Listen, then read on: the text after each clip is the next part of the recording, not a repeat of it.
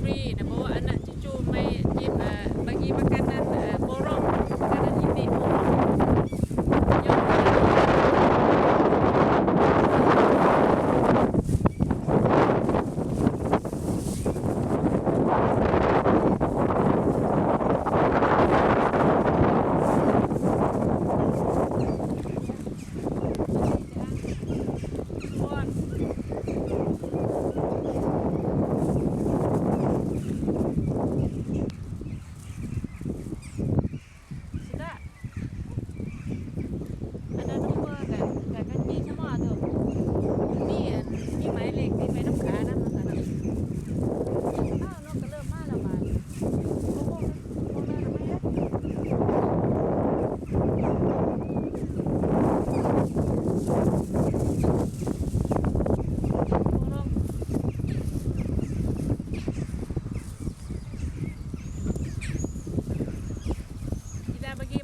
โบรองมานี่มาละ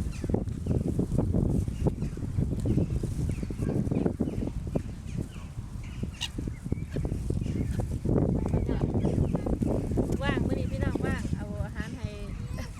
นกกำลังมา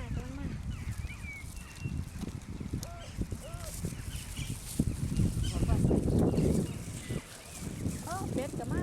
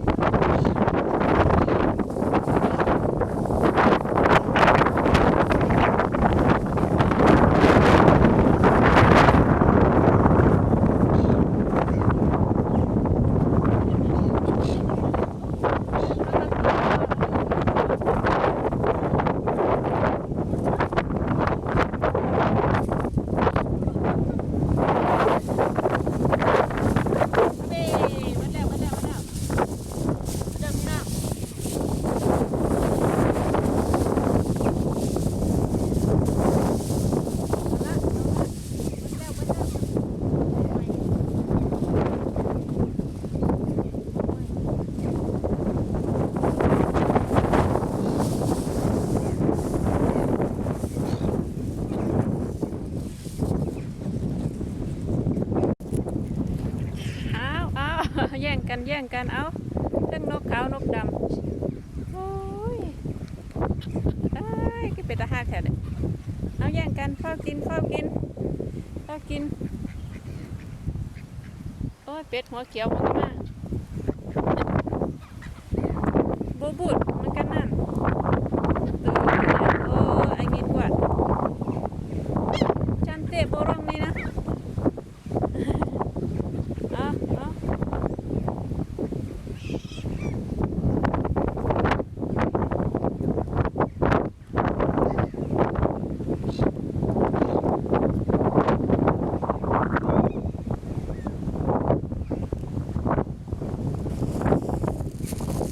อาคลิปนี้ก็ไว้เท่านี้ก่อนเนาะพี่น้องเนาะเดี๋ยว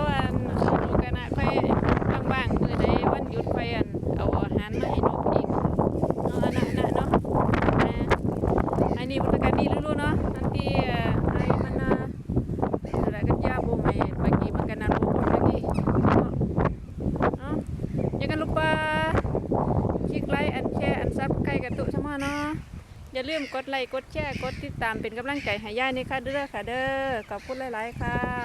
ที่มากระเซบายาอย่ามาสุติงหัวตุ